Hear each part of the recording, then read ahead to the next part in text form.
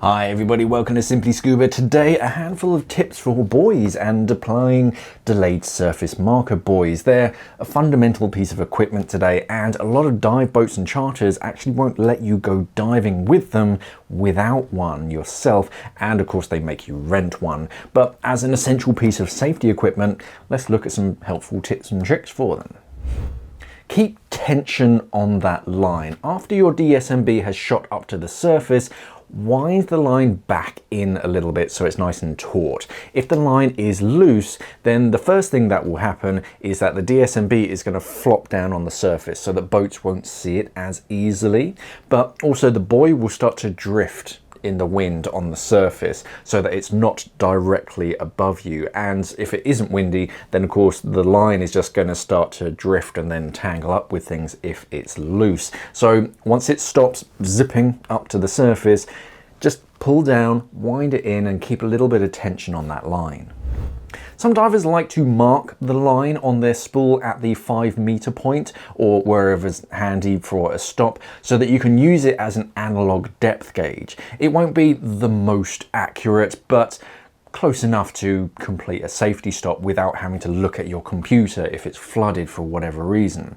Either tie a small knot or use a permanent marker somewhere on that line. Permanent markers are a bit better because knots can actually weaken the line in that one particular area, but try and mark it at a convenient place on that line so that when you're under the water, you see that and you know roughly how deep you are. You don't need to inflate the buoy all the way when you're down underwater, especially if you're deep down. Remember that gas expands as it ascends, and from 10 meters it's going to double in size when it actually hits the surface. So don't feel that you need to inflate it all the way before letting go. That being said, try not to underinflate a buoy neither, especially if it has a fluted seal at the bottom, because once it hits the surface and flops over, it might actually leak on the surface. So try and inflate it enough, but don't feel that you have to inflate it all the way when you're underwater.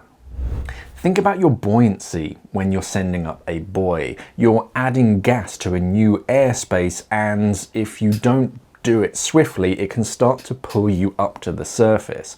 A lot of divers now actually exhale into the SMB so that their buoyancy doesn't change, it just shifts from your lungs to the buoy, and that way your buoyancy doesn't actually change for that first breath until you breathe in again.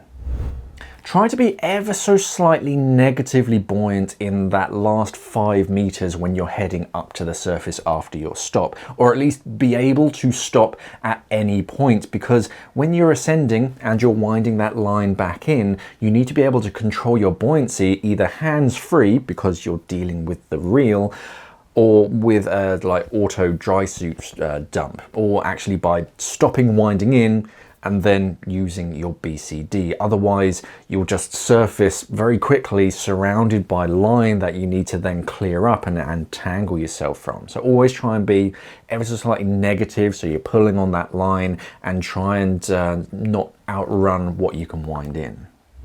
In a pinch, you can actually use a DSMB or a lift bag as a BCD. If something terrible happens to your BCD and you need something to control your buoyancy, then a DSMB is basically just a bladder, just like your BCD, but smaller and a little bit trickier to fine tune and adjust.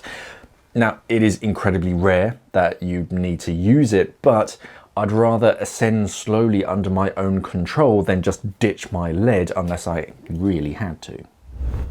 Always be ready to let go. The buoy, the reel, and the line itself should be free away from you, and nothing's clipped onto you or wrapped around any of you or your equipment. If anything is attached to you, when your SMB goes up, it's just like holding down on your inflator. You're going to shoot up to the surface. So even if your reel jams, just let it go as it goes up. It'll still be attached to the buoy on the surface when you get back to the surface, but it won't be dragging you up with it. Once you reach the surface, keep the buoy sticking upright. A lot of divers, once they hit the surface, they inflate their BCD and then they just kind of forget about their SMB and let it float. But that's when you need the SMB the most so that boats can better see you. Wind your reel in. You can clip that off because you don't really need it that much anymore, but keep hold of the buoy and then stick that up in the air. It's helpful for boats, especially when they're right close to you, to be able to know where you are in the water, because when they're really close, they can't see over the actual deck to see where you are in the water. But if you've got a long orange sausage sticking out of the water, it's a bit easier for them to see when you're right up close.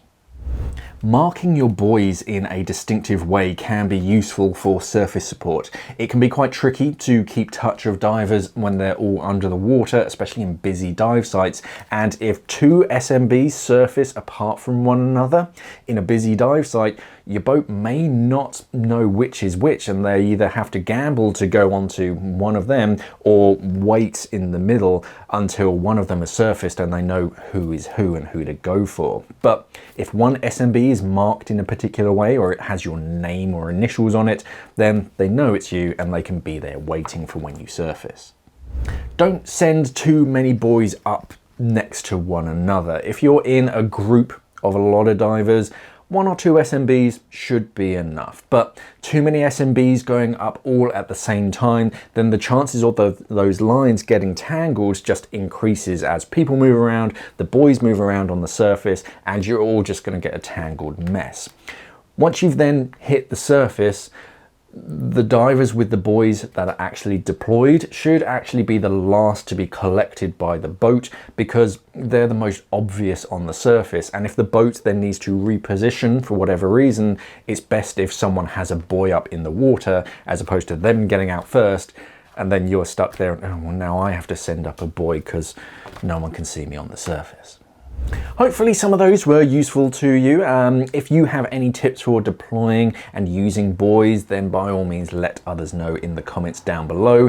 Deploying buoys is good fun for me, and the more you practice it, the better you become at it. You just have to consider a few things like what's above you when you send it up, where is the line going to be going, and of course your buoyancy at all points. If you ever struggle, then work with your buddy so that they can manage the reel while you manage the buoy. Things like that just help to break up the task, make it a little bit easier so you don't have to worry about everything all at the same time by yourself.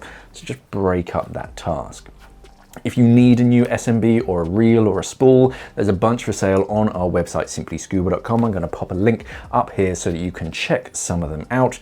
Thank you for watching, everybody, and of course, safe diving.